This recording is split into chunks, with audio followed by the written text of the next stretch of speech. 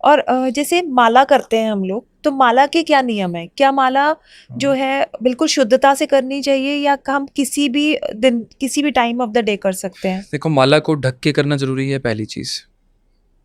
ये वाली पहली उँगली और ये लास्ट वाली उँगली ये टच नहीं होनी चाहिए, ठीक है? इस तरह से होनी चाहिए माला। बाकी डिफरेंट डिफरेंट माला के अलग-अलग रूल्स होते हैं, ठीक है? माला में जब 108 बीड़ आपके हो जाएँगे, यानी कि मन के हो जाएँगे, उसके बाद एक आएगा, उसको सुमेरु बोलते हैं, उसको क्रॉस नहीं करते। माला वापस घुमा के दोबारा से मंत्रोच्चारण किया जाता है उसी माला पे। ये अगर तो आप क्रॉस करते हो तो गुरु का दोष लगता है, ऐसा कहा जाता है। यानी कि वो मंत्र उच्चारण आपका काउंट ही नहीं होगा, आप चाहे 50 लाख कर लो वैसे टाइम पे। ये कंडीशन है। प्लस माला आपके जिस टाइम पे आप जाप कर रहे हो, माला की पोजीशन अप्रॉक्सीमेटली आपके शोल्डर के बराबर की होनी चाहिए, कि वो ज़मीन पे टच ना हो, आपके पैरों को टच ना हो और आपके प्राइवेट पार्ट्स को टच ना हो जब भी आप मंत्र उच्चारण कर रहे हैं।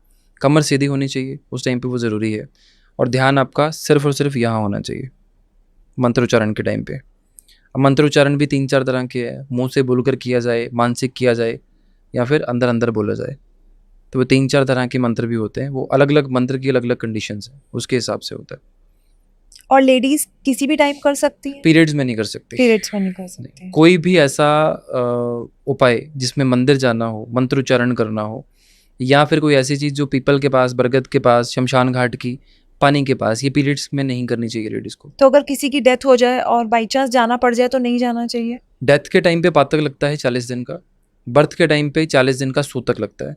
तो ये दोनों टाइम पर 40 दिन के लिए उपाय वर्जित होते हैं। ओके। उपाय लगेंगे नहीं उस टाइम पे।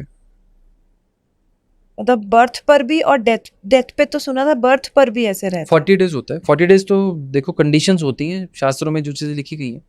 सूतक पहले लगता है जन्म के टाइम पर, पातक डेथ के टाइम पे होता है। तो दोनों टाइम पे उपाय वर्जित होते हैं और श्राद्ध में भी उपाय नहीं किए जाते, श्राद्ध में भी नहीं करे क्योंकि जो जाते हैं। करोगे वो पितरों के नाम पे जाएगा, जो भी अच्छा, डोनेट होगा।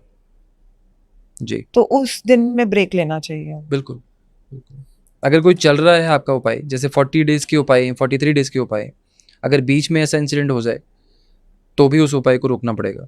और अगर 43 डेज़ वाले में कोई बीच में गैप आ जाए, तो ज़ीरो से स्टार्ट करना पड़ेगा। ओके।